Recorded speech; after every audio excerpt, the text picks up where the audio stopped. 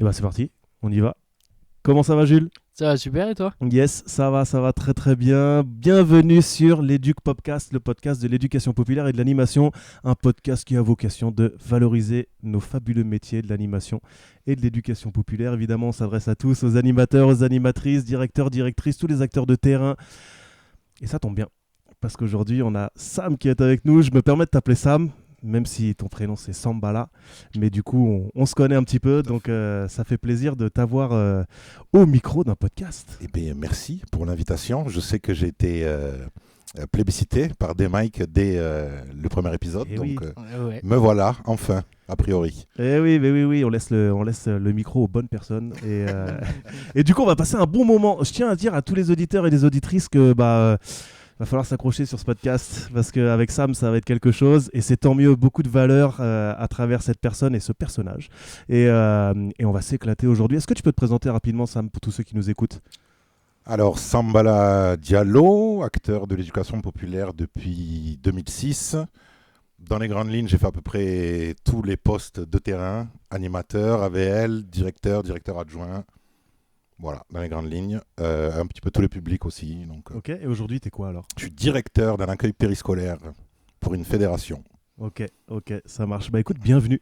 Bienvenue à toi. Ça fait plaisir de t'avoir derrière ce micro, ça va être cool. Merci pour l'invite. Et on va essayer de parler de quelque chose, mais ça va dévier, hein, c'est sûr et certain. On le sait déjà, on a fait un podcast avant de faire le podcast, clairement. Tellement on parle à chaque fois qu'on est en compagnie de Sam, ça parle, ça débat, ça échange et ça partage. Et c'est toujours très enrichissant. Donc accrochez-vous, prenez des notes, sortez vos calepins les amis, ça va être du lourd. On parle de quoi Jules du coup? Bah écoute, aujourd'hui je pense qu'on va essayer de parler un peu des règles de vie, Un un petit peu, peu. beaucoup aussi je pense, parce que on a la chance d'avoir Sam, là, acteur de terrain, vraiment pour le coup, mais qui a aussi porté vachement de réflexion sur comment on pouvait mettre en place des règles de vie et qu'est-ce qu'on va mettre derrière, est-ce qu'on le met sous forme de projet ou pas. Bah, tu nous en diras un petit peu plus après, ouais je pense. Ouais, c'est ça. On va essayer de parler de ça. Pour commencer, du coup, toi tu fais comment pour mettre en place tes règles de vie, Jules? Alors moi je fais comment pour mettre en place mes règles de vie. Alors en ce moment au niveau de ma pratique c'est surtout du séjour, parce que j'ai un peu quitté le monde du périscolaire, mais sur du séjour je sais qu'on va avoir un temps dédié dès le début du séjour, en général le deuxième jour, parce que le premier en fait on arrive, on n'a pas forcément le temps de le faire, pardon, mais on va avoir un temps en particulier qui est formalisé avec le groupe de jeunes, avec les enfants qu'on a, pour leur expliquer ce qu'on va appeler le négociable et le non négociable. Ouais, dans le jargon, comme on dit, ce que vous n'avez pas le droit ou ce que vous pouvez faire. Ouais. On aime bien le positiver un petit peu, du coup. Ouais, c'est ça, c'est sur la tournure de phrase, c'est important. C'est très souvent ce qui est dit, c'est que c'est important de le mettre sous une forme affirmative et de pas être dans tu n'as pas le droit de faire ça, mais plutôt tu peux faire ça. Ouais, c'est ça. Après, si je peux me permettre par rapport à ça, il a été prouvé sur les pilotes de chasse Ouais. que quand tu leur dis va sur le rouge, ils vont sur le rouge. Mais quand tu leur dis va pas sur le rouge, ils vont quand même sur le rouge. Ok. Donc c'est aussi cognitif pour, Ok. pour les enfants. Voilà, vous voyez, ça y est, ça a déjà commencé là. Ça y est, on a lancé quelque chose là, ça commence à pousser le truc. Ouais, mais moi je fais un peu comme toi, hein, dès le début du séjour. Je pense que Sam c'est pareil. Peut-être pas du coup. Hein. En début de projet, en début de séjour, clac, on essaye. Pour moi, l'intérêt des règles de vie, c'est de poser un cadre quand même, avoir des repères. C'est un peu notre cas en société. Hein. Il y a des lois, etc. Et c'est un peu comme ça qu'on le présente aussi au BAFA. Et comment tu vas poser le cadre, c'est ça qui nous intéresse. C'est pas tant le cadre en lui-même qui va nous intéresser aujourd'hui, c'est la façon de le faire. On le dit toujours, faites-le avec les enfants, faites-le avec les jeunes, c'est important qu'ils soient impliqués dans ce moment-là, effectivement, c'est vrai, on y croit. Maintenant, c'est la façon dont on va leur amener les choses. Et là où c'est intéressant, toi Sam, c'est que tu penses, à juste titre, que les règles de vie doivent être un projet à part entière. Est-ce que tu peux nous en dire un tout petit peu plus sur ça? Tout à fait. Alors, il y a, là, on va pas parler du coup de séjour. Ouais. Le séjour, c'est un début, ça a une fin, c'est ponctuel, on va dire. Mhm. On va vraiment parler du périsco où, en tant que directeur, tu peux installer ton projet sur 2, 3, 4, 5 ans. Et donc, tu vas avoir une volonté de pérenniser le fait que les enfants s'approprient les règles, les comprennent, les respectent. Donc là, je vais vraiment parler en tant que directeur périscolaire Ouais. et pas directeur séjour. D'ailleurs, on est aussi directeur séjour, formateur. On y viendra après à ton Ouais. portrait, Ouais. t'inquiète pas. Donc du coup, pour moi, clairement, les règles de vie, ça doit être un projet. C'est-à-dire, par rapport à mon public, sa tranche d'âge, de quoi ils ont besoin et comment est-ce que je mets en œuvre des outils par le fonctionnement, par diverses activités pour que les enfants soient accompagnés à respecter les règles. Attention. Alors là, peut-être on en reparlera un peu plus tard aussi, mais là, on est vraiment en train de réfléchir à comment on amène les enfants à respecter les règles. Ouais. Un des problèmes de notre métier, c'est qu'une fois que l'enfant ne respecte pas la règle, on se pose la question de qu'est-ce qu'on fait ? Ok. Là, moi, ce que je propose, en tout cas, ce que je propose aux directeurs, aux animateurs de lancer comme réflexion, c'est, bon, dans notre cours, dans nos espaces de vie, on a ça comme force, ça comme faiblesse. C'est ici qu'on a telle problématique. Les enfants, ils n'arrivent pas à arriver à telle heure, à tel endroit. Ils n'arrivent pas à ranger le matériel. Qu'est-ce que nous, on met en œuvre en amont pour les accompagner à respecter la règle ? Et c'est dans ce sens-là où je dis que c'est à réfléchir comme un projet, c'est-à-dire que c'est à stratégiser. Ouais. Je comprends. Et un des choses que tu as dit aussi tout à l'heure, en off, c'est qu'un enjeu essentiel, c'est de faire comprendre aux jeunes ce qu'ils risquent en cas, quand ils enfreignent la règle de vie. Oui, bien sûr. Ce que je disais en off, et que je vais répéter du coup ici, Bien sûr. c'est que s'il n'y a pas de... Enfin, si je peux transgresser la règle et qu'il ne m'arrive rien, la règle n'existe pas. La règle n'existe que si, lorsque je la transgresse, on me remet dans le cadre. Ouais. Donc du coup, une vraie règle, une bonne règle qui fonctionne, c'est qu'est-ce que je dois faire ? Pour quelles raisons je dois la faire ? Donc est-ce que c'est pour ma sécurité, la sécurité des autres ? Est-ce que c'est pour la vie en collectivité ou le respect du matériel ? Et qu'est-ce que je risque si je l'enfreins ? Donc par exemple, je suis à la bibliothèque, je dois respecter le matériel. Si je déchire un livre, je devrais le réparer avec du scotch, par exemple. Ok. Mais c'est important qu'ils aient la conséquence de leurs actes, du coup. Oui, bien sûr. C'est-à-dire que là, on a toujours plus de mal à respecter une règle qu'on ne comprend pas. Et si on se dit, concrètement, nous, entre nous, on est des adultes, là, on n'a pas besoin de se dire « me coupe pas la parole ». Parce que c'est une règle qui est tacite, qui est placée entre nous. Ouais. Mais clairement, à un moment donné, si on n'arrête pas de se couper la parole, il y en a un qui va dire stop, on s'écoute parler, on s'organise. Tu vois ? Et du coup, comme on comprend la règle, on la respecte. On n'a même pas besoin de la poser, elle est là. Elle est là pour nous. Mais nous, on est éducateurs, on n'est pas éduqués, entre guillemets. Donc ça, c'est ça notre rôle à nous, d'éducateurs, c'est de faire en sorte que la règle ait du sens pour l'enfant et qu'on ait mis en place des choses factuelles, opérationnelles, pour qu'il la respecte. C'est-à-dire, je veux que mon enfant vienne se serve de l'eau tout seul, ben, du coup, je vais mettre des carafes d'eau et des verres à hauteur d'enfant. Ouais, c'est aussi bête, c'est très logique quand tu le dis, mais c'est vrai qu'on n'y pense pas tous. Et tu donnais un exemple tout à l'heure, encore en off, parce qu'on a beaucoup parlé en off, vous en doutez, mais on parle toujours beaucoup en off. Tu vois, c'est facile avec les matières, en fait, c'est logique. Mais on n'y pense pas toujours avec les élémentaires, et pas forcément, on parle pas de hauteur, mais la hauteur des objets, du mobilier, c'est un exemple très parlant avec les matières, mais de rendre accessibles les choses, les moyens auprès des enfants, c'est essentiel aussi dans la réussite de ce projet-là. Ouais, bien sûr, mais l'exemple que je donnais, c'est... tu vois, sur les services plateaux, sur le service plateau, tu es obligé de courir après les enfants qui sont pas venus manger. Sauf que je suis un enfant, j'ai 8 ans, je suis en train de jouer au foot avec mes copains. Tu penses pas à les manger ? Je pense pas à les manger. Et quand je vais pas manger, je me fais réprimander avec des postures dont on pourra discuter plus tard si vous le souhaitez. Mais je me fais réprimander, j'y vais. Au final, moi, ce que je propose en amont, c'est, je te dis une bêtise, il reste 20 enfants qui sont pas venus manger, petit signal sonore ou une petite pancarte comme à la boxe. Là, je réfléchis à voix haute. Mais un petit outil visuel ou sonore qui va permettre à l'enfant de se dire « Ah, bon, là, il faut que j'aille me laver les mains, il faut que j'aille m'installer. » Il faut que la règle, elle soit au service du fonctionnement aussi. Ouais, et la règle, elle permet aussi aux jeunes d'apprendre les codes et des choses qui seront plus tard logiques, en fait, comme nous, comme tu disais, on va pas se couper la parole, tout ça. Bon, les jeunes, ils n'ont pas cette réflexion, ils n'ont pas envie d'aller manger, ils ont envie de jouer au foot, ils le vivent pas. Bon, bah, on va leur apprendre à eux-mêmes s'autonomiser là-dessus, justement. Ouais, bien sûr. bien sûr. Et du coup, j'espère que vous aurez l'occasion d'en parler dans un autre podcast de l'accueil inclusif. L'accueil inclusif de tous. Et c'est une stratégie aussi qui va dans le sens de l'inclusion de tout le monde. C'est-à-dire que, quel que soit mon âge, est-ce que je suis un primo-arrivant ou pas, ou je suis un nouvel enfant sur la structure, hop, j'arrive, j'entends un signal sonore. Qu'est-ce que c'est? Je demande, ah, ben ça veut dire qu'il faut que tu ailles manger. Ben, le lendemain, j'entends un signal sonore, je suis autonome, déjà. Et du coup, c'est plus l'adulte qui est tout le temps là à dire, oh là là, ces enfants, ils sont pas autonomes.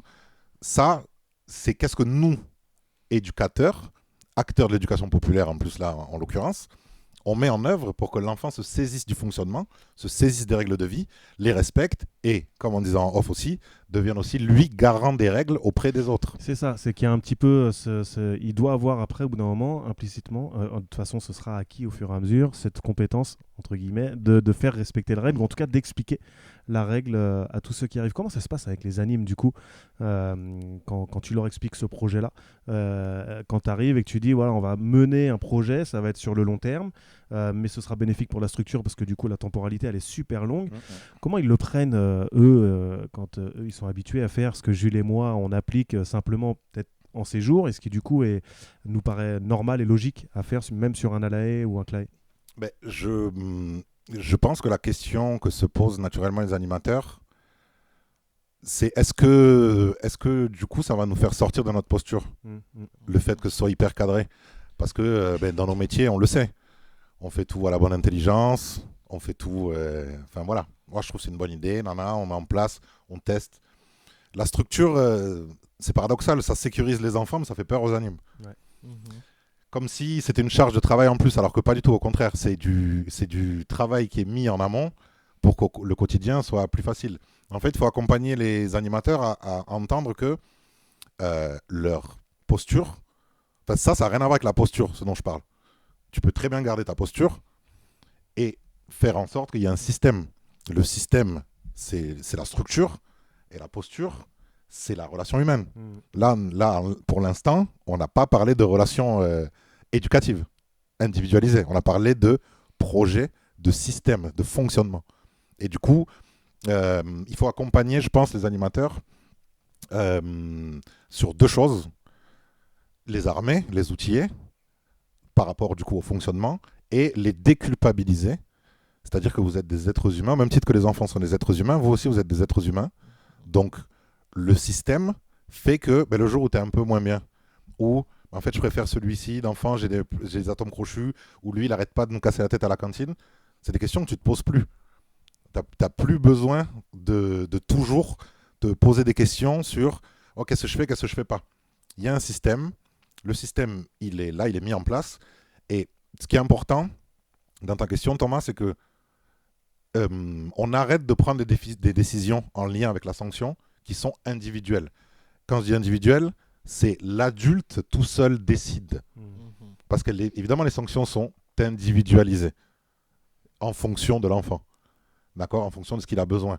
Un exemple concret, un enfant qui a un geste hyper violent ou qui tient des propos complètement illégaux.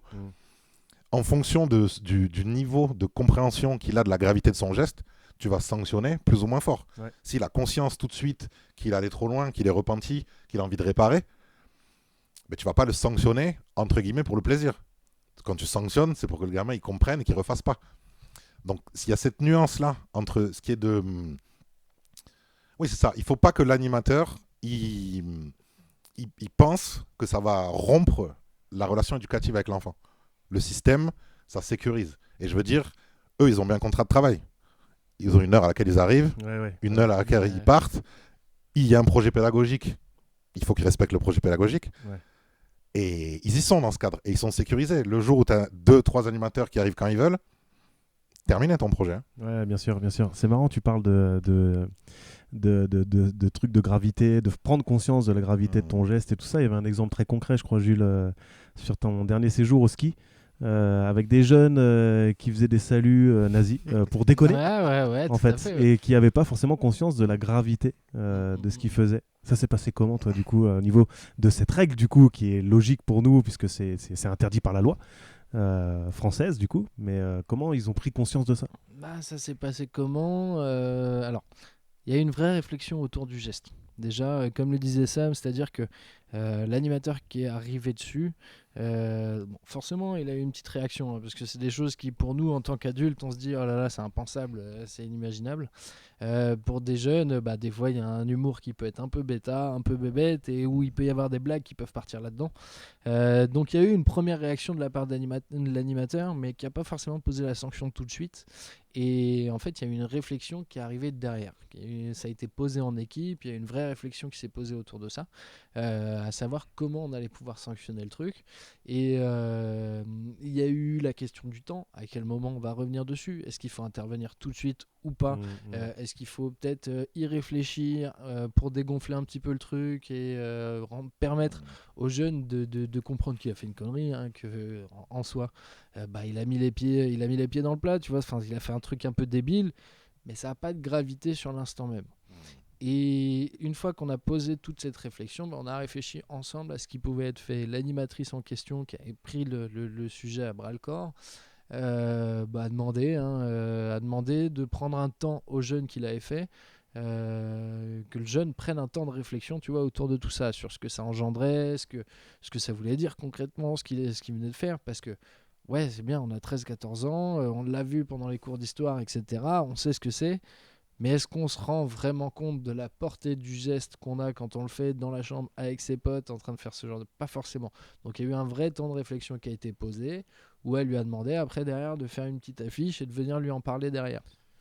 Ouais, et tu vois, c'est marrant parce que nous, on le fait. On peut rigoler de ce genre de choses. Alors, je suis pas en train du tout de... Voilà, vous avez compris. Mais on pourrait rigoler, nous, de ça. On a conscience qu'il faut pas le faire en toutes circonstances, qu'on va pouvoir le faire en privé chez nous pour déconner une fois comme ça. Mais voilà, donc faire prendre conscience, c'est un enjeu, je suis d'accord. Et un truc dont vous avez plus ou moins parlé tous les deux, qui, à mon sens, est essentiel aussi, c'est le seuil de tolérance qu'on a envers les gamins et que nous, on a en tant qu'individu, en tant que personne. Voilà, parce que ce jour-là, tu es fatigué, parce que toi, tu es très sensible à ça. On en avait parlé avec un groupe de réflexion, le Shield, hein, dont tu fais partie aussi, Sam. Et il y avait une des animatrices formatrices BAFA qui s'était positionnée de manière très engagée en disant mais c'est mort, je laisse pas passer ça et tout. Elle les démonte direct, en fait, les gamins, quoi. Ouais, et puis là, tu vois, alors pour en revenir à cette question en particulier, personne ne le laisse passer en soi, tu vois. Même Non, si bien tu fais sûr. la blague, personne ne le laisse passer. C'est juste que à un moment donné, il faut être en capacité de prendre le recul, de réfléchir vraiment à la gravité de la chose, à la prise de conscience, comme tu le disais si bien, et pas forcément tomber en mode voilà, tu vas être tombé déjà soit dans le risque de la punition pure et dure, où il n'y a pas de réflexion derrière, et où le gamin ne prend pas conscience de ce qu'il a fait, mais aussi d'avoir une sanction qui est à la hauteur du truc, et de désamorcer un petit peu tout ça. Et ça à mon sens, c'est la réflexion collective qui va permettre cette ouverture-là. Pour en revenir à ce que Sam disait, ce que je trouve vachement intéressant sur son côté de règles de vie systémique un peu, hein, comme tu le disais tout à l'heure, je trouve le terme assez chouette. En fait, il faut pas prendre en compte, il faut pas se dire que l'animateur va sortir de sa posture, va sortir de son relationnel, mais qu'au contraire, ça va peut-être lui laisser plus de marge pour être justement dans ce relationnel-là, parce que il sait que de toute manière, les règles sont posées comme elles le sont et qu'elles sont valables pour tout le monde. Donc ça veut dire que tout ça, c'est déjà calé. C'est déjà fait, ça a déjà été réfléchi et c'est la même chose pour tout le monde. Par contre, ça m'empêche pas d'avoir ma propre posture à moi derrière avec l'enfant que je vais accompagner, que je vais sanctionner ou pas d'ailleurs. Et ça, je trouvais ça hyper intéressant. On en parlait un petit peu avec Manon sur le côté prépa et je pense que ça rejoint, il y a une idée quand même comme ça, tu vois, où ça rejoint ce que disait Manon, c'est-à-dire que plus tu es préparé, plus tu as anticipé de trucs, plus tu vas être en capacité de réagir à l'imprévu, parce qu'en fait, tu as tout ce backup, tu as tout ce back-office qui t'assure derrière et qui fait que tu peux avoir plus de marge, plus de largesse sur ton intervention après derrière. Alors, tout à fait. Et on parlait... En fait, quand ce que j'appelle des règles systémiques, c'est des règles qui sont mises en œuvre pour que ça tourne. Donc, c'est-à-dire que quand tu veux que ta ludothèque soit rangée, tu réfléchis en amont à qu'est-ce que je mets en place pour que les gamins, de manière autonome, ils puissent ranger. Et puis qu'ils fassent tourner le système. Ouais, qu'ils fassent tourner le système. Et du coup, je suis d'accord, pour moi, c'est une histoire de prépa. Ça se prépare, ça s'anticipe. Après, évidemment, il y a des décisions qui doivent être prises en collectif. Là, tu parlais de l'histoire du salut nazi. Je pense que faut pas tomber dans la morale, là, dans l'hystérie. Ok, on prend le contexte, on discute entre nous. Et qu'est-ce qu'on prend comme décision? Après, des fois, on peut prendre, enfin, en périscolaire, on peut prendre 3 jours, 4 jours, Mais oui. laisser décanter, laisser aussi l'enfant, voilà, continuer son quotidien, se questionner. À chaud, à froid, il va avoir un discours. Tu vas le voir 2-3 jours après, finalement. Il va peut-être en avoir discuté avec papa, maman ou avec les copains. Il arrive déjà qu'un discours plus mesuré, plus de hauteur, plus de distance. Donc ouais, moins de morale et plus de fonctionnement. Et puis là, dans cet exemple concret, ce qui est intéressant, c'est la réflexion collective, justement. Ouais, Moi, j'aurais sûrement pas réagi comme cette animatrice, t'aurais sûrement pas réagi comme moi, toi, Sam, t'aurais pas réagi comme Jules. Tu vois, on aurait tous une façon de réagir, et là où c'est important, et où c'est peut-être le plus adapté pour les enfants à ce moment-là, c'est que tous ensemble, on a réfléchi à la sanction qu'elle allait être posée. Du coup, on en vient un petit peu sur les sanctions. Qui dit règle de vie dit aussi sanctions, on le disait. Tout à l'heure, tu as dit un truc, tu as dit échelle de sanctions. Et du coup, je m'interroge un petit peu. Ça veut dire quoi ce terme-là dans lequel on peut tout mettre, hein, mais moi, c'est ta vision de l'échelle de sanctions qui m'intéresse. Alors, l'échelle de sanctions, ça va être une graduation par rapport à tout ce qui va être de l'ordre de la récidive. Donc, le début de ton échelle de sanctions, ça va être le rappel à la règle. D'accord? Un enfant court dans les couloirs. Les enfants adorent courir dans les couloirs. Du coup, tu vas avoir une échelle de sanction de courir dans les couloirs. Donc, je vais faire un rappel à la règle, 2 rappels à la règle, 3e rappel à la règle qui est le dernier. Puis, tu vas devoir marcher en pas de fourmi. Ou tu vas devoir revenir de ton point de départ et le faire en marchant. Et ça, c'est la limite. On ne va pas plus haut que cette sanction-là. Okay. Tu vois, l'échelle de sanction, elle permet de pouvoir graduer et de pouvoir graduellement se dire, bon, cet enfant, là, il faut impliquer la direction du CLAE. Okay. Là, il faut impliquer les familles. Là, il faut qu'on se rencontre tous avec la maîtresse, avec les parents pour discuter. Là, il faut un contrat individualisé. Ça nous permet, l'échelle de sanction, d'avoir justement aussi prendre un peu de hauteur et de se dire, un enfant qui récidive, il y a 2 options. Il ne comprend pas ou il ne veut pas comprendre.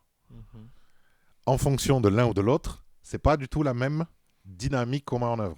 Par contre, un enfant qui ne veut pas comprendre ou un enfant qui ne comprend pas, avant toute chose, doit être sanctionné de la même façon. C'est l'accompagnement derrière qui va être individualisé. Si tu comprends pas, on va t'accompagner avec des pictogrammes. On va te rendre les choses accessibles. On va te rendre les choses accessibles.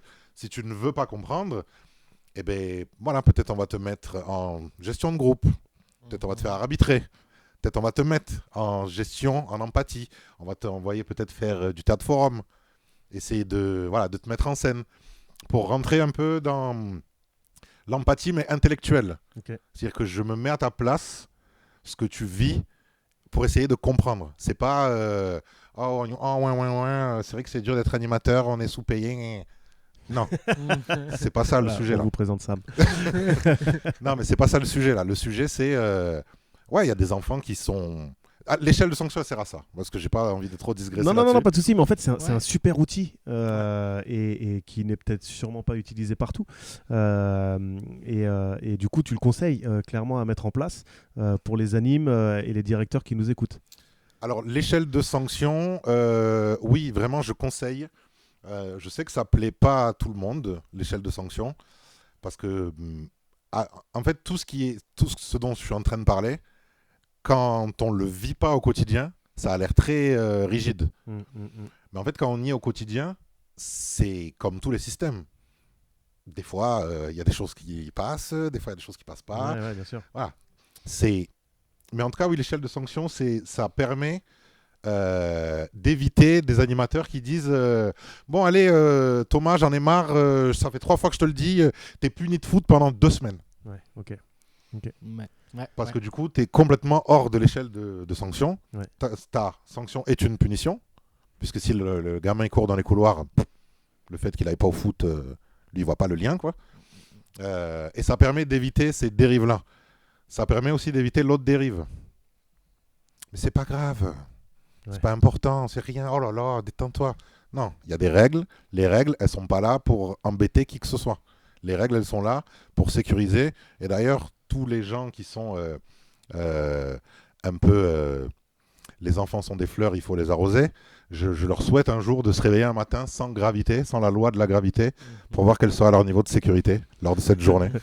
Ça me ferait doucement rire, je pense. Ouais, c'est possible. Parce que la question que je me pose, c'est est-ce que à travers cette échelle de sanctions, ça te permet pas peut-être aussi d'éviter un problème que beaucoup de directeurs d'accueil collectif de mineurs, auquel beaucoup de directeurs d'accueil collectif de mineurs font face, à savoir des différences de posture ou des différences de jugement qu'il va y avoir par rapport à tel ou tel enfant. Et ouais, est-ce que ça t'évite pas ça? Est-ce que ça t'évite pas aussi, tu sais, les petites frustrations des animes qui viennent te voir dans le bureau en mode ouais, mais en fait, moi je dis ça et en fait je passe mon temps à les engueuler parce que l'autre il fait rien à côté, etc. etc. Ouais. Alors ouais, ça évite ça. Ça permet aussi, je pense... alors oui, ça évite ça. Ça permet d'harmoniser un peu les pratiques. Après, c'est un fantasme quand même. Ouais, des pratiques. Pour tout le monde d'être impartial, c'est un fantasme, c'est pas possible. On est des êtres humains. Donc voilà, il y a des enfants avec qui on a des atomes crochus, d'autres avec qui un peu moins, des enfants qui sont récidivistes, des enfants qui un jour vont faire une dinguerie et tu vas te dire qu'est-ce qui t'arrive quoi. Ouais, Pourquoi qu'est-ce qui t'arrive? Pas après tout ce que tu nous as fait. Pas comme ça, Zinedine. Mais ouais, ça permet, en fait, ça permet à tout le monde, aux gens qui sont un peu trop stricts et aux gens qui sont un peu trop laxistes, d'avoir une vision commune. Une vision commune. Ouais. Et ça permet aussi l'échelle de sanctions. Quand on passe du grade, par exemple, rappel à la règle à, je ne sais pas, à contrat, ou avant contrat, ça va être passage chez le directeur, on va se mettre d'accord en équipe aussi. L'échelle des sanctions, ça veut dire que quand l'enfant est sanctionné, il est sanctionné par l'équipe. Ouais, pas par l'individu, pas par l'animateur qui a réagi à chaud sur le moment, à ce qui vient de se passer et qui y a mis toute sa sensibilité. Et peut-être que lui, justement, il a vécu un truc similaire quand il était enfant et du coup, c'est inacceptable. Exactement. Ouais, bien sûr. Exactement. Donc ça permet, en fait, tout ce que je dis depuis le début, ça permet qu'on puisse s'installer autour d'une table et de se dire, bon, mais là, on en est là avec cet enfant, qu'est-ce qu'on met en œuvre? Et du coup, à ce moment-là, tu vas avoir des gens qui vont dire, non, mais là, il faut absolument appeler la famille. Ok, on regarde l'échelle des sanctions. C'est peut-être un peu abusé. Ou des fois, tu vas regarder l'échelle des sanctions, tu vas te dire, oula, ça fait un moment qu'on aurait dû appeler là. Ça permet aussi de prendre du recul, des fois sur des enfants on parle beaucoup d'eux, souvent d'eux. Et voilà, on se rend compte que peut-être pour eux, on est sorti un peu du système. Est-ce que c'est parce qu'ils en avaient besoin? Est-ce que c'est parce qu'on est rentré trop dans l'affect? Parce que l'enfant, il a plus besoin? Ça permet de... C'est un garant extérieur. Ça nous permet de faire de la médiation entre nous tous, acteurs de l'équipe, les règles de vie et l'échelle de sanction, quoi. Ok. Alors justement, tu parles d'acteurs. Comment ça se passe avec l'école avec laquelle tu travailles? Ça se passe très bien avec l'école, avec le corps enseignant. On a des outils qui sont pas transversaux, mais qui sont cousins. Ouais. Nous, notre outil, en fait, toutes les maîtresses, non, parce qu'il y a Maître Charles, il ne faut pas que je vexe, mais en tout cas, toute l'équipe enseignante a en place ce système un peu de permis. Donc, si je suis vert, c'est que je respecte les règles tout seul, donc je suis autonome, donc j'ai de l'autonomie. Et moins je suis vert, plus j'ai besoin d'être accompagné par un adulte pour faire des tâches. Et justement, c'est là-dessus, alors, je voulais pas t'y amener tout de suite, mais je voulais savoir comment ça se passait avec le corps enseignant, mais du coup, tu as un espèce de permis que tu as mis en place sur ta structure. C'est de ça que tu voulais parler ou pas? Alors, le permis qui est en place sur ma structure, c'est pas moi qui l'ai mis en place. Non, Il était là quand je suis arrivé. Ouais. Mais c'est un outil. Mais je l'ai mis en place sur une autre structure. Okay. Et c'est un outil qui fonctionne? Alors, c'est un outil qui fonctionne plutôt très bien. Après, ça fonctionne sur les petites équipes, petites structures. Je pense à partir de 150 gamins, c'est dur de faire du suivi parce qu'en fait, on a des réunions hebdomadaires d'1h30 où on parle de tous les enfants individuellement et on a des lignes de suivi de leur nombre de points à l'année. Et donc, on voit ceux qui sont stables, ceux qui sont en dents de scie. Et du coup, ça nous permet de relativiser un enfant qui a été insupportable toute une semaine et en fait on voit que en fait lui tout va bien quoi. Ouais. Donc là en fait il faut pas le voir comme il transgresse la règle. Peut-être qu'il est fatigué, peut-être qu'il a un problème personnel. On n'est pas dans la transgression pure. On est dans j'exprime mon mal-être à travers cette action-là. Donc ça ne fonctionne ces trucs de permis qu'avec des assemblées hebdomadaires, collectives où on peut parler de tout le monde. Parce que sinon, c'est pas possible. Sinon, c'est pas possible. Après, ça fonctionne, mais comme tous les systèmes qui essayent de donner de la place aux enfants du ventre mou, la petite Juliette et sa jupe plissée qui fait toutes les activités, mais qui est la chouchou de personne parce qu'elle est discrète. Parce elle qu'elle a est besoin de discrète, quoi. personne, ouais. Au final, les gamins un peu stars dont on parle que d'eux, qui prennent toute la place en collectif dans la classe et tout, eux, ils sont un peu remis dans le rang, quoi.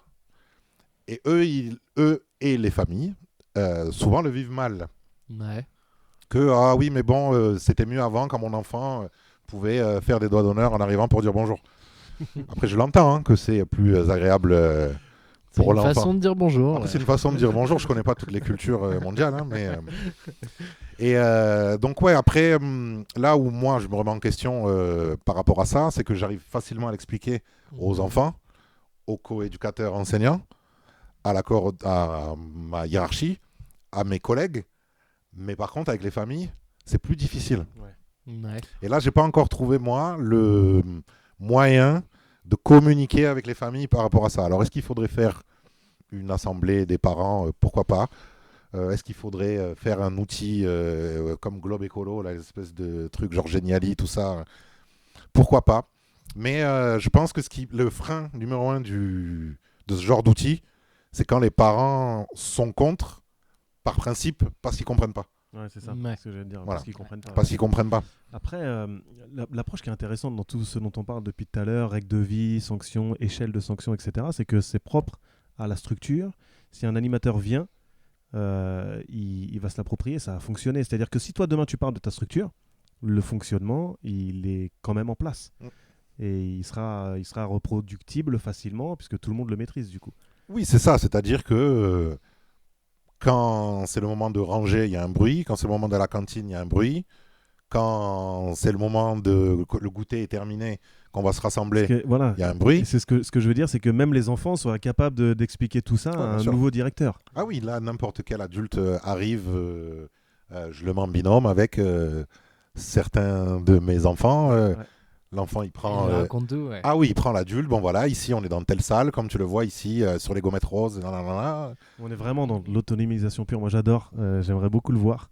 Viens, tu es le bienvenu. Hein. Ouais, avec plaisir, avec plaisir. Il y a d'autres choses dont j'aimerais beaucoup parler. Il y a un truc, j'en ai déjà un petit peu parlé dans un podcast avant, c'est pour ça que je voudrais revenir dessus. Cette espèce de classification que tu as des zones. Tu vois, tu as fait en gros le Wizen et le comment ça s'appelle dans le TGV là, tu as la zone où tu peux parler et tu as la zone où il faut pas parler parce que les gens ils veulent se reposer, tu vois. Donc toi tu as un petit peu fait ça dans ta structure. Ouais. Alors du coup donc salutations à Yanis Rivière et Mina Daniel du PIM qui m'ont accompagné du coup dans cette réflexion. Ouais, dans cette réflexion. À la base de la base, c'est quelque chose qu'on fait pour faire un accueil inclusif. Mais en fait, un enfant qui a envie d'être libre, il peut être libre, mais libre, ça ne veut pas dire pump it up. Oui. C'est-à-dire que l'enfant, il peut être libre, mais du coup, s'il veut être libre et courir, il va là. À partir du moment où il ne veut plus courir, il se déplace et il va là. Et du coup, ça fait chuter drastiquement le nombre de conflits. Parce qu'en fait, il n'y a plus de bagarre de territoire. Ouais, c'est ça. Les territoires, ils sont déjà désignés par la structure, par le fonctionnement de la structure. Par le fonctionnement. Et donc, du coup, tu vas avoir des gamins qui sont en train de faire un basket dans la zone libre. Et puis là, ils ont envie de se poser, prendre un bouquin. Hop, ils changent de zone, ils prennent un bouquin, ils s'installent. Oh, j'ai envie d'aller en activité. Hop, je me lève, je change de zone. Le fait que les enfants, ils changent aussi de zone... ça les conditionne un petit peu, du coup, dans ce qu'ils vont vivre. Carrément. Et du coup, c'est comme si... Il faut regarder des enfants arriver à la cantine. ils arrivent en courant et bam, dès qu'ils rentrent, hop, Hmm. tu sais, ils se mettent les uns derrière les autres, sont Ah. conditionnés, quoi. Ouais. Le changement d'espace, c'est hyper important. Et donc, ouais, c'est avec des codes couleurs, il y a des règles spécifiques, il y a des affichages spécifiques, il y a ce qu'on peut y faire, ce qu'on peut pas y faire. Il y a des endroits où on peut aller de telle heure à telle heure pour faire ça. Et du coup, et c'est ça aussi une de mes autres sous-questions, c'est est-ce qu'une zone peut être multicasquette? C'est-à-dire que dans la zone libre où je peux faire du basket, est-ce qu'à un moment donné dans la journée ou dans la semaine, elle se transforme en zone où tu ne fais un truc qui n'a rien à voir avec le basket ou le libre, quoi? Ouais, bien sûr. Mais du coup, les zones sont multicasquettes. Ok. Elles sont multicasquettes puisque du coup, par exemple, la zone activité sportive, c'est aussi la zone goûter. Ok, ouais, c'est ça. Ouais. Tu vois. Ok. Sauf que du coup, on n'est pas sur le même temps. Donc, comme on n'est pas sur le même temps, en fait, il y a ce qui est de l'ordre du temps et ce qui est de l'ordre de l'espace. C'est ça qui structure aussi nos fonctionnements. Donc, la zone goûter entre midi et 2, ça n'a pas de sens. Mais la zone goûter entre 16 et 16h30, c'est obligatoire. Hmm. C'est Ouais. obligatoire. Ouais. Je trouve que c'est plus structurant pour un enfant de j'ai fini mon goûter, je me lève, je sais que je peux aller courir là-bas, Ouais. et que là, si j'ai envie de traîner avec mes potes tranquille, sans me faire marcher dessus, ben, je reste là, Ouais. dans ma zone goûter. Donc ça permet de... Et aussi ça permet des fois de dire à un enfant, mais va en zone libre. Pourquoi tu es là Ouais. en train de courir? On va Ouais, courir. ouais. Bah, juste dans... T'as et, t'as la possibilité de le faire, juste fais-le Ouais. un tout petit peu ailleurs. C'est- Des fois, il s'agit de 10 mètres de différence, quoi. et du coup, ça permet aussi, plutôt que d'interdire aux enfants de faire des trucs, on leur donne des espaces pour faire des trucs. Donc, et après, il y a des trucs, faut lâcher. Un enfant qui met une balle sur le toit, ça y est, tu sais. Une balle sur le toit, bon, mais c'est pas la mort, quoi. Parce que malheureusement, les écoles sont faites comme ça. Donc, il y a des trucs où on subit et où l'enfant, bon, voilà, il joue à la raquette, il met là. Il y a des trucs qu'il faut lâcher, il y a des trucs qu'il faut les accompagner, il y a des trucs où il faut pas discuter, quoi. Après, ça, c'est vraiment un point de vue personnel. Je sais qu'il y a des gens qui aiment discuter de tout. Moi, je trouve qu'il y a des choses qui se discutent pas. Ok. Ok. Après, pour revenir au truc des zones, on sait que c'est aussi très important pour les gamins à besoins éducatifs particuliers, qui, eux, ont des énormes besoins en matière spatio-temporelle et qui, du coup, sont hyper rassurés aussi de savoir. C'est bénéfique pour tout le monde. C'est bénéfique trop bien. pour tout le monde. Ouais, Et à la base, on le fait pour eux. Et en fait, tu te rends compte que c'est pour tout le monde. Et même les animes, ça doit être beaucoup plus facile pour eux d'orienter les gamins, etc. Tu vois, et de savoir justement dire les choses. Voilà. Non, en fait, c'est pas la place. Tu le disais tout à l'heure. Mais va là-bas. Ouais. Va là-bas, tu verras. Et comme ça, je vais pas t'embêter en fait. Si tu vas là-bas, je vais pas t'embêter avec la règle de vie que tu es en train d'enfreindre dans cette zone-là. Puisque là-bas, tu peux le faire. Après, il y a des structures où il y a des nouveaux locaux, où du coup ils ont mis du scotch partout, où tu as des salles qui ont des couleurs vraiment en fonction des trucs.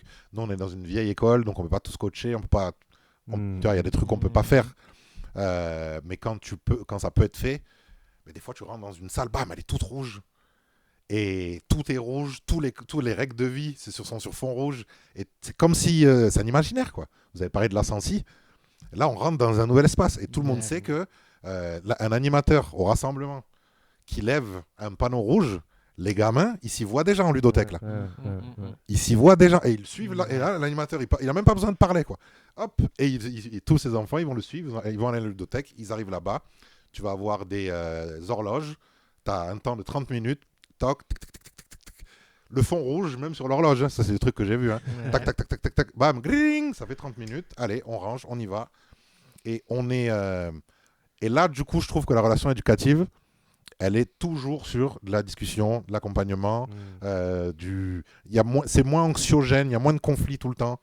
C'est structurant, quoi. Ok, c'est cool, hein. Ouais, grave, c'est vraiment une... On parle beaucoup moins aujourd'hui, t'as vu? mais parce C'est trop qu'il bien. a vraiment une approche qui est très très réfléchie. Moi, j'entends déjà certains auditeurs qui pourraient dire ouais, c'est trop rigide, c'est trop fixe, il y a un cadre trop strict, etc. etc. Bah, la première chose qu'on sent déjà dans le discours de Sam, c'est qu'à un moment donné, toutes ces règles et tous ces espaces, ils ont été réfléchis par rapport aux besoins de l'enfant. Ça, c'est vraiment le premier truc qu'on sent, c'est que ça a vraiment été réfléchi par rapport aux besoins de l'enfant. Et en plus de ça, ce que je trouve intéressant, c'est que, et il l'a vachement dit, hein, il l'a dit très très bien, c'est que ça sécurise beaucoup aussi bien les animateurs que les enfants, qui vont pouvoir trouver chacun un petit espace où ils vont pouvoir savoir ce qu'ils font. Et quelque part, Alors peut-être qu'on y reviendra si on a le temps, à savoir s'ils ont participé à la construction de ces espaces ou de ces règles-là, mais ça leur permet aussi de s'approprier et de vraiment avoir connaissance de ce qu'ils peuvent faire ou ce qu'ils ont Clairement, moins le clairement. droit de faire.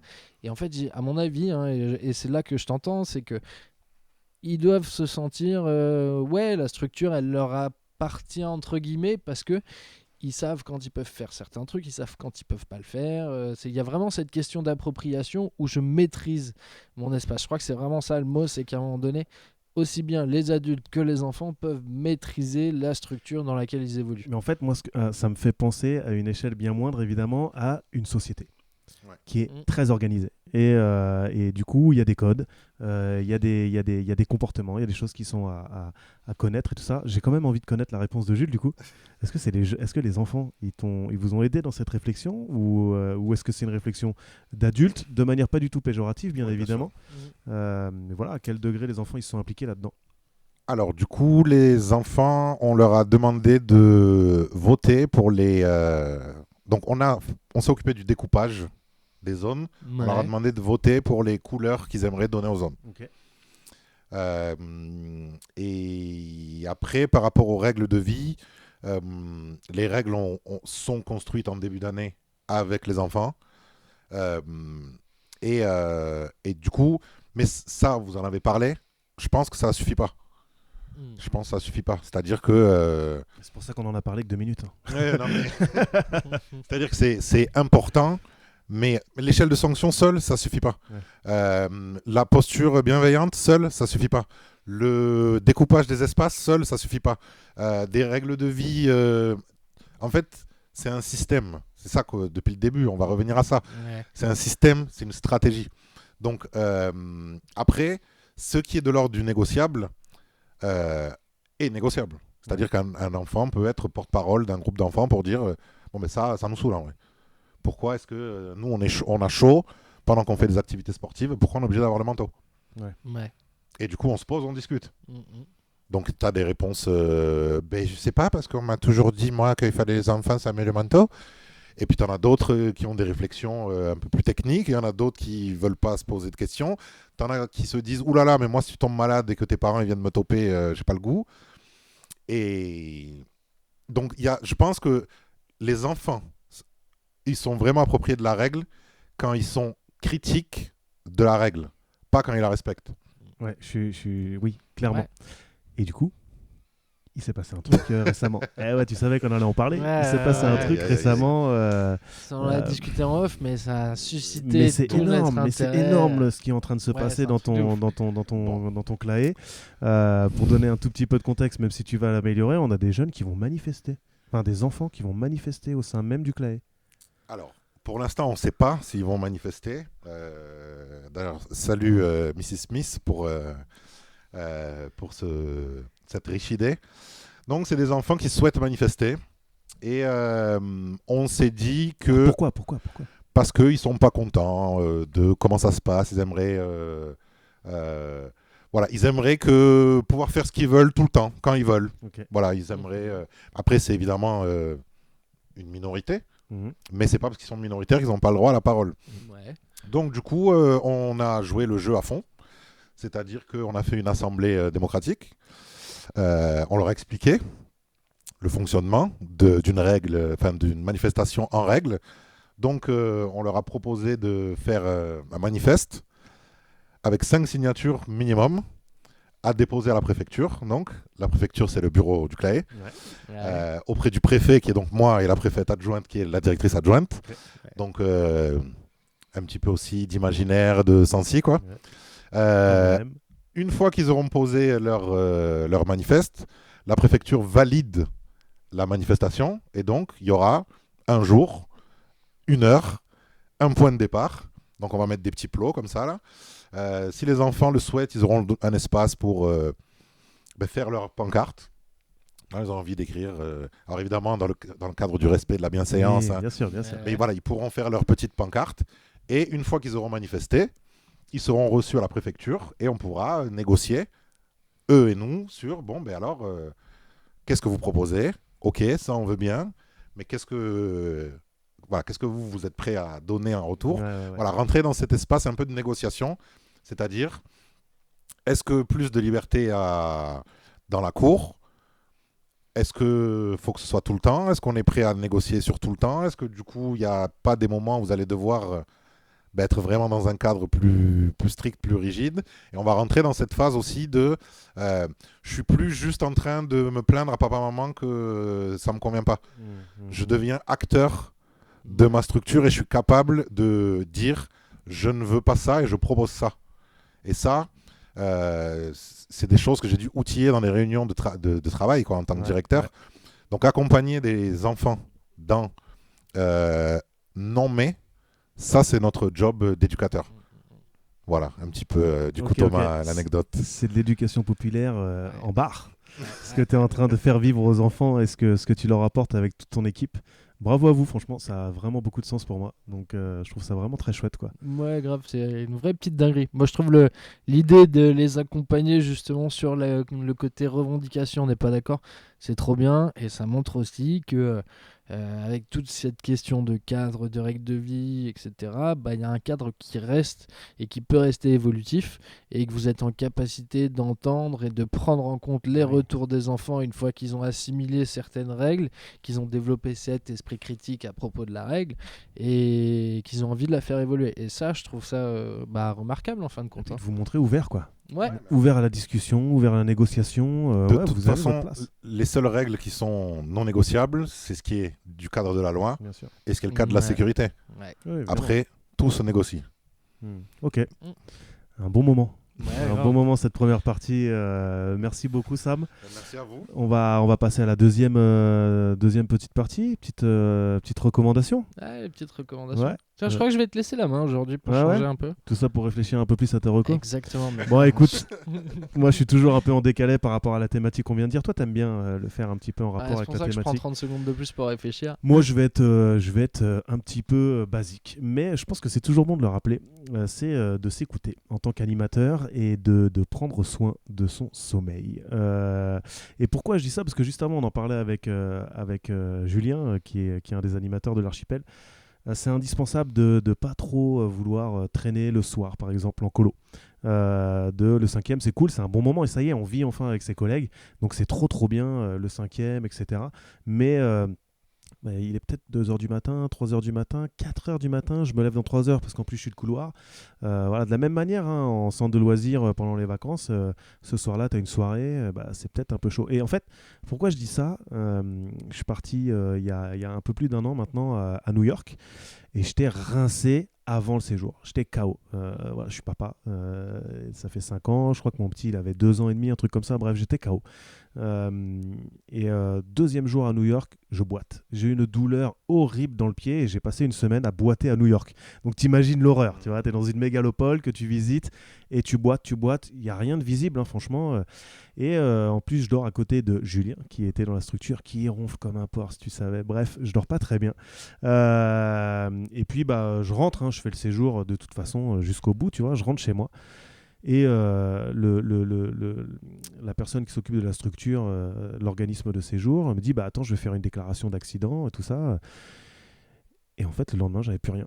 J'avais passé une bonne nuit de sommeil et j'avais plus rien. Et là, on parle vraiment de quelque chose purement physique, où la fatigue m'avait mis un handicap physique, mais le handicap, il peut être aussi émotionnel, psychologique, parce que tu es trop fatigué, tu vas prendre des décisions trop hâtives, parce que tu es trop fatigué, tu vas t'en prendre de manière beaucoup plus radicale à des jeunes, à des enfants. Donc voilà, c'est tout bête, mais c'est indispensable de le rappeler. Dormez bien pendant vos séjours, dormez bien pendant les vacances, les centres de loisirs, etc. Ça, je te laisse un petit peu de temps, là j'ai brodé quand même. Mal, autour du dormez bien, c'est pas mal ce que je viens de faire. Pas mal. Donc moi, ma petite reco, c'est de pas hésiter à prendre une veilleuse quand vous partez en séjour. T'as quel salaud, il réduit mes recos et tout quoi. Ouais. Non, la vraie reco, c'est l'idée de confronter ces idées. On en a peut-être déjà beaucoup parlé. Je pense qu'on le fait nous aussi énormément à travers ces podcasts où on essaye d'échanger. On vous invite à commenter pour nous dire si vous êtes d'accord ou si vous l'êtes pas. Il fait ça. Mais ouais, t'as vu, glisser comme ça. Mais confrontez un maximum vos idées, soyez confiants, mais pas trop sûr de vous, parce que des fois on part dans des directions où on est persuadé, et juste le fait d'en discuter avec la personne d'à côté, ça permet d'ouvrir le champ des possibles et de se rendre compte que des fois on part sur des évidences qui sont propres pour nous et pas forcément pour les gamins et pour le public qu'on a. Je pense que ça peut être là, tu vois, sur cette thématique des règles de vie, je pense que c'est plutôt pas mal. Ouais, clairement, c'est indispensable d'avoir du feedback. On l'a Ouais. déjà dit tellement plein de fois que voilà, c'est évident. Ouais, Je suis clairement d'accord. Sam, évidemment, on te tend le micro pour savoir quelle est ta recommandation. Alors, moi, ma recommandation pour les directeurs et les animateurs, c'est arrêter d'attendre qu'il se passe quelque chose pour faire des groupes de parole. Arrêtez d'attendre qu'il y ait du harcèlement pour faire des groupes de parole. Arrêtez d'attendre que les gamins ils viennent sur TikTok pour faire des... Faites des groupes de parole, ouvrez la parole, faites des commissions, invitez les enseignants, invitez les familles, parlez, ouvrez la parole. Pareil, toujours dans des temps, dans des espaces, avec des règles. Mais arrêtez d'être dans la réaction, soyez un peu dans l'anticipation. Parce qu'on se retrouve hyper souvent dans... et voilà, le directeur boomer il y a un rappeur qui s'appelle Joule, je sais pas d'où ça sort. Ouais, mais bon, ça fait un moment que c'est là. Donc toi, ton rôle d'éducateur, c'est traîne sur TikTok, un peu regarde ce qui s'y passe et ouvre des espaces de parole. Et attends pas que y ait des gamins qui arrivent avec le challenge dans ta cour pour... Ouais, c'est ça, de faire de la veille un petit peu. Ouais, quand même. Mais je trouve que c'est très propre à notre société d'agir quand il s'est passé un truc. Tu vois, oh là, il y a eu un mort, il faut vraiment qu'on prenne conscience que c'est grave. Voilà. Donc ouais, je suis assez d'accord aussi, évidemment, qu'on est d'accord avec ce que tu dis, Sam. Du coup, on va partir sur la petite partie portrait de toi, mon cher Sambala Diallo. C'est pareil, hein, ça va peut-être être une deuxième partie de podcast en fait. On va faire ça bien. Et puis de toute façon, on vous invitera à partager tout votre ressenti sur cet épisode. Vous l'avez compris, Sam, c'est quelqu'un qui est très très engagé. Et j'ai pu le voir lors de ma toute première rencontre avec toi sur un séjour que je suis allé filmer. Et très passionnant de discuter avec Sam. Bien évidemment, tu fais partie du Shield, du conseil des Avengers de l'animation. Et du coup, un moment enrichissant et que tu enrichis aussi par ton expérience, ton vécu et toute ta réflexion. Mais avant tout ça, c'est qui Sambala Diallo? Alors, on commence quand même dans le métier. Ouais, ou si tu veux, à ta date de naissance, hein, vas-y encore. Ok, donc le 8 juillet 1987, okay. Corbeil-Essonnes, Tartezou-Moissenabil. Ah, 91, ça fait plaisir. Exactement, donc je suis arrivé dans le sud autour de mes 8 ans. Une scolarité, somme toute, lambda. Est-ce qu'on l'arrête à un moment donné? Pas rentrer dans les détails. J'ai eu un chat qui s'appelait Kaline. Non, donc du coup, moi j'ai commencé l'animation en 2006 pour rendre service à la mère d'une pote qui était coordinatrice à la Ligue de l'enseignement. Et il y avait un monsieur que j'ai jamais rencontré qui s'appelait Jimmy, qui était en arrêt parce qu'il s'était pété le bras. Il était en arrêt pendant un mois et ce Jimmy est jamais revenu. Et moi, je suis jamais parti. Donc, je définirais un petit peu mon parcours professionnel en plusieurs axes. Donc, il y a eu l'axe numéro 1, je dirais 2006-2008, que j'appellerais l'enfant de plus. Absolument ingérable, incapable de comprendre de quoi on parlait en termes de posture professionnelle. Je comprenais pas trop, mais j'étais accompagné par quelqu'un que je porte dans mon cœur, Fabien Ascaso.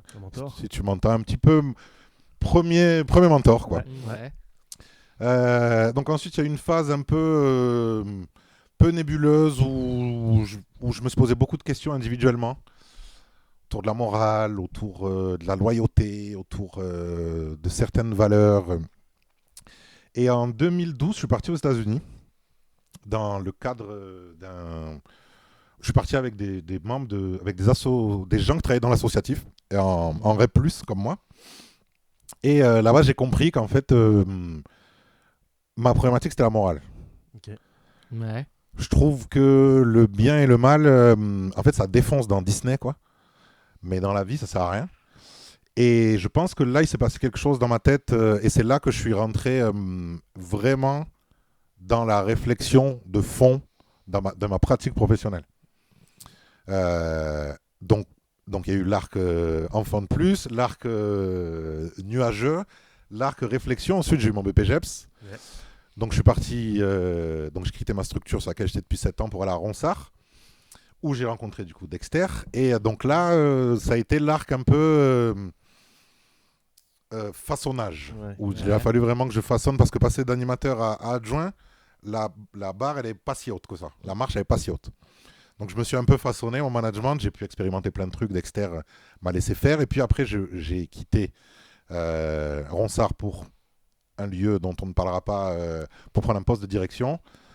Et là, ça a été ce qu'on appelle la fin de la lune de miel, c'est-à-dire que notre métier, c'est un métier de passion, c'est un métier de valeur, mais c'est un métier d'organisation, de rigueur, de politique, de finance, voilà. T'as pas assez de doigts, non?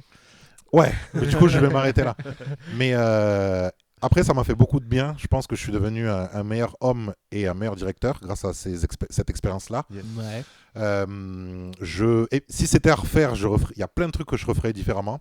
Mais en tout cas, pour cette vie-là, le fait que j'ai vécu ça, ça fait que là, je suis dans la phase partage. Okay. Où je maîtrise, ça y est, mon sujet sur le bout des doigts. Que ce soit en formation BAFA, BFD, voilà, je pourrais y aller sans support, sans rien et parler pendant des heures du métier. Ouais. Dans le storytelling, tu as fait la boucle en fait, du voyage du héros, ça y est, tu es revenu. Exactement. Après avoir traversé le monde nouveau, le nouveau monde, tu es revenu. Exactement. Chez toi, bien meilleur. Et ça a été semé d'embûches, semé de rencontres. Je sais qu'il y a des gens qui ont travaillé avec moi il y a 10 ans qui vont se dire mais qui est ce mec? Okay. C'est vraiment l'image du non mais Sam de toute façon c'est le bordel, Sam c'est la grande gueule, Sam il respecte rien. Et là il a parlé de cadre et de structure. Et là il a parlé de cadre et structure pendant 45 minutes. Ils doivent halluciner. Mais c'est la vérité. C'est la vérité du moment quoi. Et ça a été la vérité du moment à cette époque-là. Et aujourd'hui c'est la vérité du moment. Et c'est ça qui est. Je sais que les gens qui me fréquentent au quotidien, ça les énerve ça. Parce que moi, j'ai aucun problème à dire. Moi, j'ai dit ça hier, mais c'était de la merde. Ah, c'était vraiment de la merde. Parce que je suis hyper attaché à la vérité du moment.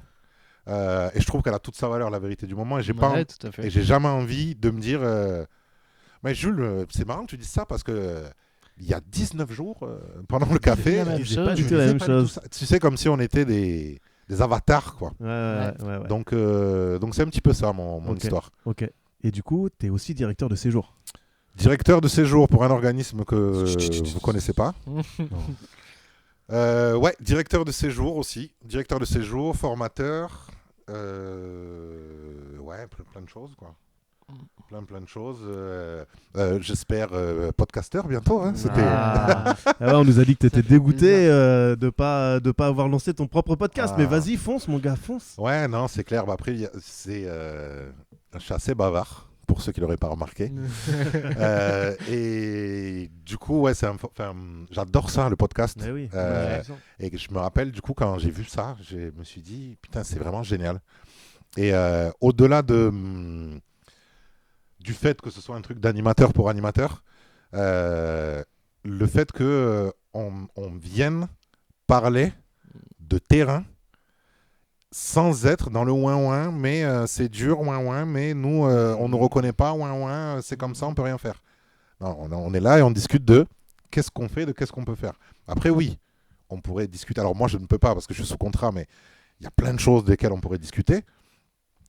Et je trouve que votre initiative, elle va dans le sens de l'éducation populaire, comme moi, je la vois, c'est-à-dire, on est là autour d'une table, on discute. Bon, là, il se trouve qu'on est d'accord plus ou moins sur le fond, donc c'est plus facile, mais peu importe. Mais ce qui est important pour nous, et Jules le dit souvent quand il en parle comme ça en off, c'est de donner un espace d'expression. Alors évidemment, tu le dis, tu es sous contrat, donc tu peux pas forcément te lâcher et parler de tes employeurs de toutes les manières possibles, mais tu as quand même un terrain pour donner un endroit, pour donner ton point de vue et d'expliquer les outils que tu mets en place et de propager, entre guillemets, cette bonne parole, tu vois, et c'est cool, même si on n'a pas l'audience qu'on voudrait, notre ambition, c'est quand même d'améliorer les choses. Et tu es la bonne personne pour ça. Merci Par beaucoup. contre, moi, il y a un truc qui Vas-y, tu voulais rebondir. Bah ouais, rapidement, mais après Mais- je pense mais que ça je va, sais sur quoi tu vas Ah me oui, lancer. évidemment. Mais ouais, moi ce que j'ai bien aimé aussi dans ce que tu dis, c'est qu'effectivement on essaye d'enlever tout ce côté ouin-ouin autour du milieu de l'animation. Bah, dans tous les domaines, il y a des problématiques, Ouais, dans c'est tous les clair. domaines, il y a des trucs contraignants, il y a des trucs qui fonctionnent, d'autres moins bien. Maintenant, je pense qu'on l'a suffisamment dit sur les différents épisodes. Puis tout le monde le sait, de toute façon. Ouais, tout le monde le sait. Hein, on parlait rapidement des salaires tout à l'heure, mais mais enfin, voilà, il y a pas cette volonté de faire de cet espace un côté ouin-ouin, parce qu'à un moment donné, on l'a dit beaucoup, on l'a répété et on le redira. C'est un métier où il y a une part de vocation, quand même. Il y a une part où tu as vraiment envie de donner de ta personne. Et bah, si tu le fais, c'est parce que tu prends plaisir. Et en général, quand tu prends plaisir, enfin moi personnellement, en tout cas, quand je prends plaisir à quelque chose, je passe pas mon temps à m'en plaindre ou à dire que ça fonctionne Non, pas, quoi. Justement, tu vas chercher à comment aller plus loin dans tout ça. Et tu Ouais. vois, juste derrière cette vitre, il y a des jeunes qui sont juste Ouais. derrière cette vitre à qui on a transmis des choses qui aujourd'hui partent en colo parce que on les a fait un peu rêver. Tu vois, parce qu'on a su leur transmettre des choses avec pédagogie, qu'on s'est adapté à eux, qu'on les a compris, qu'on a pris le temps d'échanger et d'apprendre sur eux, qui nous ont appris aussi à nous, tu vois, et on transmet ça. Donc c'est une vocation, mais c'est aussi une volonté de transmettre les choses. Big up Hamza. Ouais, et puis du coup, clairement, pour utiliser une analogie, pour moi, si tu es sous la pluie, sans parapluie et que tu te plains qu'il pleut, je peux rien faire pour t'aider en fait. À un moment donné, tu sais, Tu savais en sortant qu'il pleuvait, mec. mais ouais, Ouais, tu le savais en sortant qu'il pleuvait et t'es là et tu te plains qu'il pleut, ben non, tu sais. À un moment donné, qu'est-ce que tu peux faire toi pour, il y a cette circonstance, la pluie, pour faire en sorte que quand tu arrives à ton endroit B, ben tu arrives sec. C'est tout ce qu'on te demande en fait. Ouais, pour garder une belle coiffure, hein, il y a un délire capillaire assez important en plus sur ce plateau. Il fait exprès, il fait exprès. Là, il fait exprès ça. Là, il nous charrie, mais hein, Ouais. on parle de ta coupe de cheveux ou pas? Non, je rigole. Non, mais Je surtout rigole. que moi, je suis allé chez le coiffeur ce matin. Donc, Écoute, moi, je voulais quand même parler d'un truc qui, une des premières fois que je t'ai rencontré, j'ai remarqué que tu étais toujours accompagné. Du coup, Manon à qui on passe évidemment le bonjour, qui est ta compagne de vie, mais qui est pas que ta compagne de vie, qui est aussi ta collègue quand tu pars en séjour. Et moi, je me pose cette question de comment tu fais pour toujours partir avec... Enfin, pas toujours, ça t'arrive évidemment de partir avec d'autres personnes, mais est-ce que c'est confortable de partir avec sa nana en séjour comme ça et souvent, en plus, où vous êtes que tous les deux? alors, Et même en formation BAFA, du coup, si je me trompe formation pas. BAFA aussi, on est binôme de formation. Alors, ce qui est très confortable, c'est qu'à partir du moment où on sait qu'on part, la prépa commence. Yes. Ouais, ça, c'est Ouais. vrai que c'est un vrai avantage. Parce qu'on habite ensemble, parce qu'on est passionné et parce qu'on a l'habitude de travailler ensemble et que on a un projet, il démarre quand on sait, on va parler de ça, préparer, nan. On revient du séjour, on fait le bilan, il y a une nouvelle mission qui arrive, hop, tout ce qu'on a, tout notre bagage, on le prend, on le réinvestit dans la suite. Donc, ce qui est confortable, c'est ça.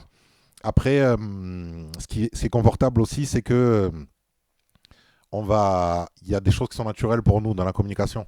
Un regard et on a compris.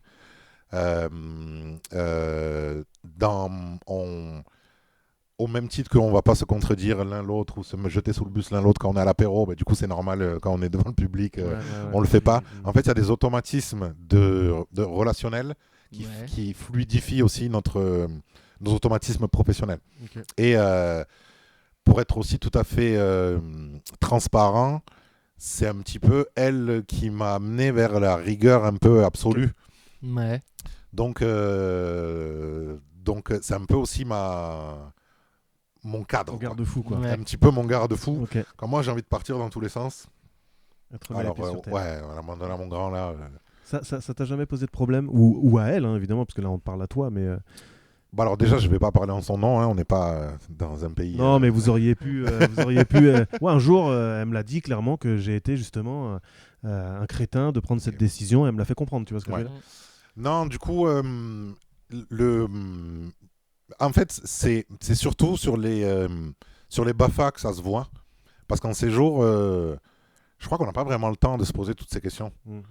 En séjour, déjà avant, tu as l'adrénaline de fou, de partir sur des destinations, en plus destinations pas ouf, tu vois. On a fait le Mexique, on a fait le Sri Lanka. Pas terrible. Ouais, bof, bof. Franchement, du coup, ça saoule un peu, tu vois. Donc, tu sais, quand on Je y pense est. à ceux qui partent en Normandie ou à Rodez, putain. Donc, tu sais que quand. Rodez peut-être monter en Ligue 1, attention. Donc, quand on est en séjour, on n'a pas vraiment le temps de se poser trop de questions. Par contre, en BAFA, c'est 24 heures sur 24. C'est-à-dire, le matin, on se lève, on parle de ça au petit-déj. Entre midi et 2, on parle de ça, on rentre. Des fois, on fait apéro, des fois, on fait pas apéro, mais on parle de ça jusqu'à 22 heures. Et je trouve là, c'est une richesse de fou parce qu'en fait, on se dit les choses dans un autre contexte que le travail. Ouais. Là, je trouve que alors, souvent, ce que j'entends, c'est là, c'est trop long. Quand tu prends la parole, tu es là, tu t'écoutes parler, c'est trop long. Ou là, j'ai pas réussi à me sentir à ma place. J'ai besoin de plus de structure. Je comprends que pour toi, ce soit facile ou moi, je vais dire, ouais, mais là, c'est pas la peine qu'il y ait un support. On n'a pas besoin de support. Là, on peut faire un échange. Là, on peut faire un truc plus interactif. Elle a une vision d'animatrice. Moi, j'ai une vision de directeur. Enfin, moi, je trouve que c'est une richesse. Après, évidemment, de toute façon, si tu es en conflit sans cesse avec ta compagne, c'est de la merde. Oui, non, bien sûr, c'est pas une bonne idée. Oui, voilà. Juste. Après, bon, là, du coup, on est grillé pour ceux qui regarderont le podcast, mais après une expérience négative avec une jeune qui a fait l'amalgame, du coup, qui n'a pas été capable de faire la part des choses entre le fait qu'on soit un couple et le fait qu'on soit une équipe d'animation, on essaye de ne pas le dire aux stagiaires et aux jeunes pour être sûr que comment dire, que votre intégrité soit conservée, quoi. Ouais, et qu'on soit respecté dans notre intimité aussi. Ouais, carrément. Parce que les jeunes, ils aiment bien, tu sais, les amoureux. Ils adorent ça, évidemment.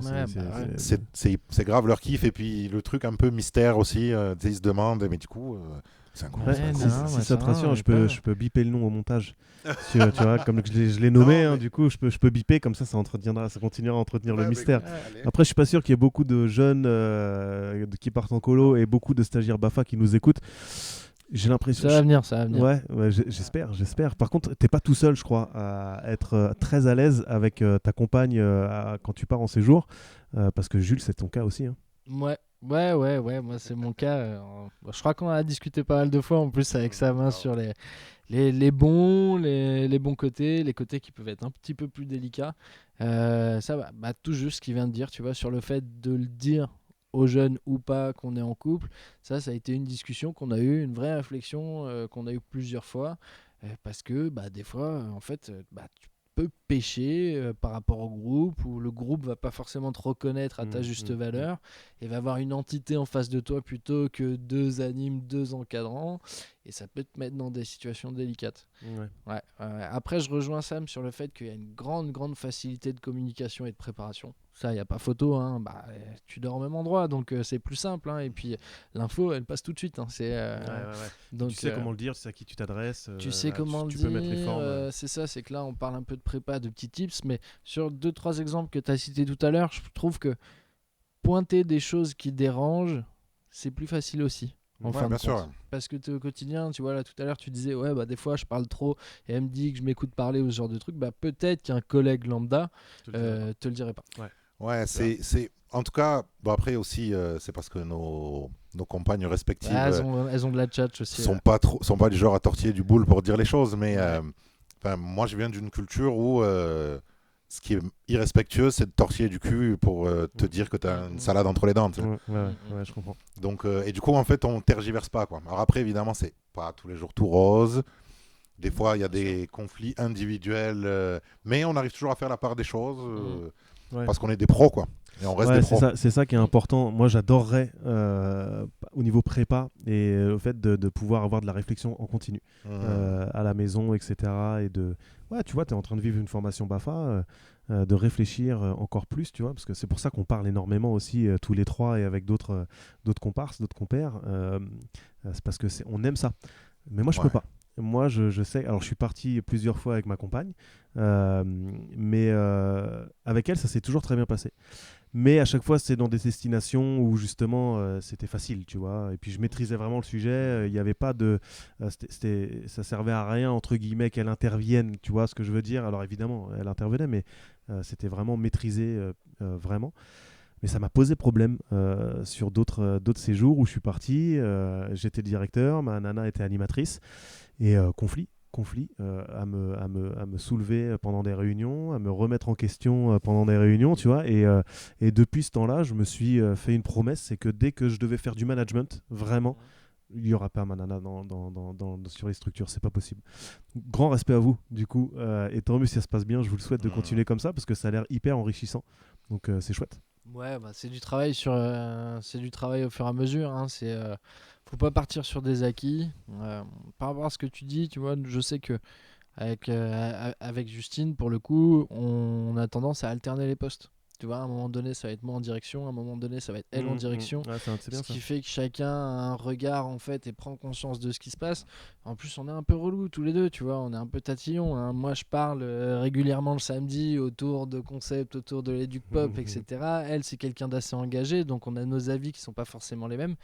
Mais le fait de changer de poste comme ça nous permet aussi de prendre conscience que, ouais, en fait, en face, tu as quand même ton directeur.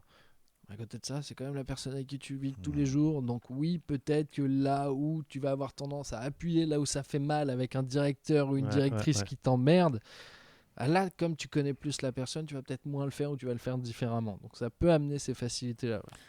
Ouais, en fait, nous, le fonctionnement est le même à la maison qu'au taf, quoi. C'est-à-dire que moi, je suis un peu plus bordélique. C'est vraiment, je le dis pour être gentil. Hein. Mais voilà, plus bordélique, plus instinctif. Elle est beaucoup plus structurée, beaucoup plus. Et là, je veux dire, toute la réflexion que j'ai pu développer avec vous, je la développe aussi parce que je travaille avec elle. Et qu'elle m'a aidé, elle m'a accompagné aussi dans cette réflexion et dans cette rigueur qui m'a manqué dans ma vie professionnelle. Donc ouais, après. Mais après, je comprends aussi Thomas, ce que tu dis. Ça n'aurait pas toujours été le cas, quoi, dans ma vie. Ouais.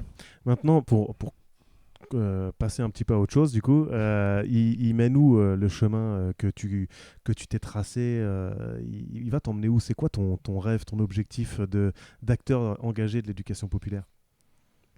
Waouh! Ouais, c'est la première fois que je pose cette question et je la trouve cool. Elle m'est venue comme ça, là, à l'impro. Tu veux aller où, en fait, avec tout ce que tu as appris? Comme tu as l'air d'être quelqu'un d'assez structuré, on s'est dit peut-être qu'il a un objectif en ligne de mire ou un truc. Alors oui, il y a un objectif qui est la formation, je pense. Ouais. Qui est la formation. Sous quelle forme, je ne sais pas encore. Bon voilà, tout le monde le sait, mais je vais le répéter ici, la coordination dans... Une fédération? C'est pas moi qui l'ai dit. C'est pas forcément quelque chose qui m'intéresse. Ouais. Par contre, voilà, j'adore le management, j'adore l'accompagnement, j'adore réfléchir à comment faire monter en compétence les équipes. Tu vois, là, tout ce que je vous ai dit, à réfléchir à, en fait, comment je leur vends aussi. Tu sais, ils sont là, ils sont bien dans leurs petits souliers. Enfin, j'arrive sur une structure qui fonctionne bien. Juste le mec trop chiant qui veut continuer à mettre des trucs en place alors que ça roule déjà. Ça, toute cette réflexion, je trouve ça hyper intéressant. Et voilà, pour avoir fait des formations BAFA, BFD à la TOC ces derniers temps, je trouve que je me sens aujourd'hui beaucoup plus utile en formation que sur le terrain. En fait, quand j'impacte un enfant, j'impacte un enfant. Mais quand j'impacte un animateur BAFA, j'impacte peut-être 5 enfants. Mais quand j'impacte un directeur, j'impacte 3 animes qui impactent eux-mêmes 5 enfants. Et, tu vois ce que je veux dire? Donc et puis ce que j'aime bien aussi dans la formation, c'est la partie stratégie, encore une fois, quoi. Ruban pédagogique, on va parler de ça pendant tant de temps, avec tels outils, avec tel support, on déroule. Et ça laisse la place aussi à des discussions comme celle-ci, hein, qui sont un peu ma passion, pour être clair. On te réinvitera alors, ça va l'amour de ma vie, c'est plus le débat, je pense, que l'animation, hein, clairement. Ok. Ouais, très chouette, très intéressant. Ouais, trop cool. Écoute, est-ce que tu veux continuer? Est-ce que tu as quelque chose à nous dire que tu adorerais dire derrière ce micro maintenant qu'on te le tend? Est-ce qu'il y a un message que tu veux faire passer? Est-ce qu'il y a quelque chose que tu voudrais... qui te tient à cœur, où tu t'es peut-être dit en préparant entre guillemets cette émission, j'ai envie de dire ça? Le message, c'est prenez vos responsabilités. Prenez vos responsabilités, arrêtez de vous cacher derrière les problématiques, d'accord ? Derrière les problèmes, il y a des solutions. On peut être du côté des problèmes ou du côté des solutions. En fait, c'est ça que j'essaye de défendre dans ce podcast, sans le dire exactement comme ça. Et ça, je le dis vraiment pour tout le monde, pour les institutions, pour les individus, pour les familles. Parce que là, je suis aussi papa, donc maintenant que je suis des deux côtés de la barrière, je vois que en fait, c'est possible de pas croire que son enfant est la résurrection du Christ. C'est possible. Donc ouais, et je pense que c'est pour ça que ouais, c'est ça que j'ai envie de défendre. J'ai envie de défendre un retour à la prise de responsabilité individuelle, qui amènerait du coup à une prise de responsabilité collective. Mais je pense que là on allait trop loin dans le sens de ouais, mais ça c'est une responsabilité de l'État, c'est une responsabilité de la Fédé, c'est une responsabilité du directeur. Ouais, mais du coup ta responsabilité à toi elle commence où en fait? Donc de toute façon ça que je défends en fait au quotidien. Et c'est ça que j'essaye de faire aussi. Alors ça plaît pas à tous les partenaires, ça plaît pas à toutes les familles, clairement. Là je parle particulièrement des familles. Des fois, et des fois moi aussi, des fois à chaque fois que j'ai un problème et que je prends pas mes responsabilités, ça me pète à la gueule. Et à chaque fois que ça m'a pété à la gueule, depuis que je suis directeur ou directeur adjoint, c'est le moment où j'essaie de me dire ouais, mais en même temps, me donne pas les moyens. Non, justement. Okay. Non. Et en fait, à partir du moment où j'ai arrêté de penser comme ça, j'ai arrêté d'avoir des problèmes. Clairement. Intéressant. Voilà. Très chouette. Ouais. Très chouette. On va finir ce podcast avec nos 2 petites questions habituelles. Ouais, carrément. Écoute, déjà merci Sam. Nous, on a été super contents de t'avoir derrière ce micro et autour de ces petites tables. Et toi, alors, qu'est-ce que t'en as pensé? Tu t'es senti comment? Alors, j'avais dit à Thomas, moi je consomme énormément de podcasts. Ouais. Alors, stressé est un grand mot, me connaissant évidemment, mais j'ai oublié la caméra très vite. J'ai oublié la caméra très vite. Ça va être bizarre après de se regarder, de voir un petit peu comment on interagit avec l'environnement, comment on se mouvoie. Mais je passais un très très bon moment. C'était pas si décousu que ce que j'avais imaginé au final.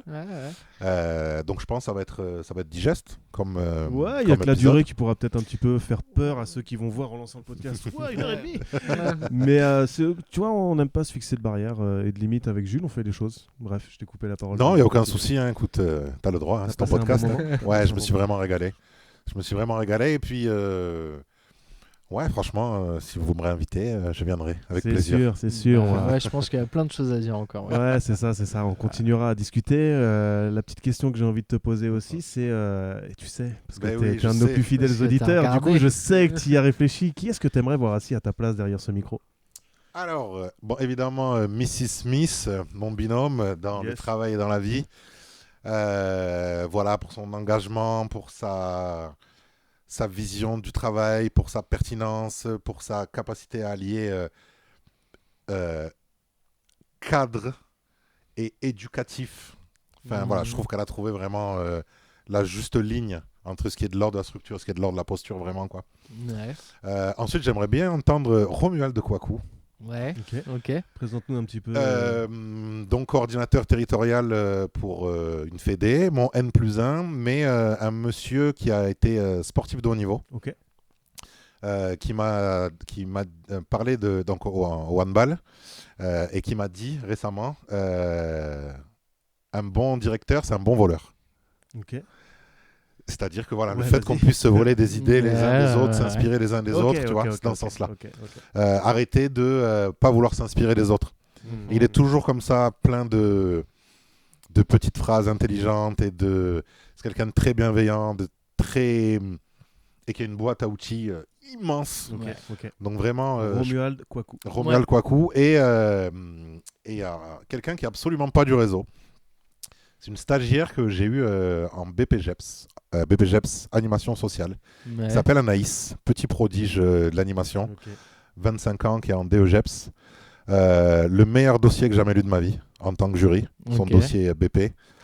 Et c'est une jeune qui a un engagement fou, une capacité de remise en question énorme et un bagage professionnel exceptionnel aussi. Donc c'est quelqu'un que vous connaissez pas en plus, donc je pense que Ouais, ça ça peut peut être être chouette. justement, Ouais. ouais. je pense que c'est pour Ouais. ça que ça peut être très intéressant. Et donc voilà, Anaïs, si tu m'écoutes, le Tu seras reste. la bienvenue, tu seras Ouais. la bienvenue, Voilà. Anaïs. Et c'est ce qu'on se disait, tu vois, c'est que là, saison 1, on se fait un truc, on teste un petit peu les choses, on voit comment ça se passe déjà entre Jules et moi, le temps que ça nous prend, le plaisir qu'on prend au micro, comment ça se passe avec nos invités, et puis on va élargir un petit peu tout ça, et c'est pour ça qu'on pose cette question.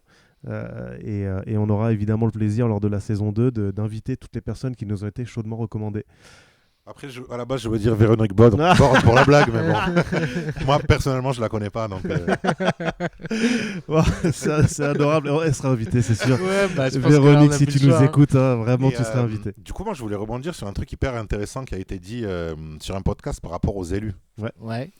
Parce que. Lisa, non? Ouais, Lisa Ouais. qui disait qu'elle voulait inviter des élus. Et moi, je suis assez d'accord. Faudrait vraiment que le cadre il soit posé, par contre. Ok. Parce que j'adorerais entendre un élu Mais- spécialisé dans la jeunesse. Mais par contre, il faut vraiment qu'il joue le jeu, quoi. Ok. Qu'il joue le jeu de parler, pas comme un élu, mais comme un responsable de secteur. Ok. Tu vois ce que je veux dire Mm. Responsable de service, quoi.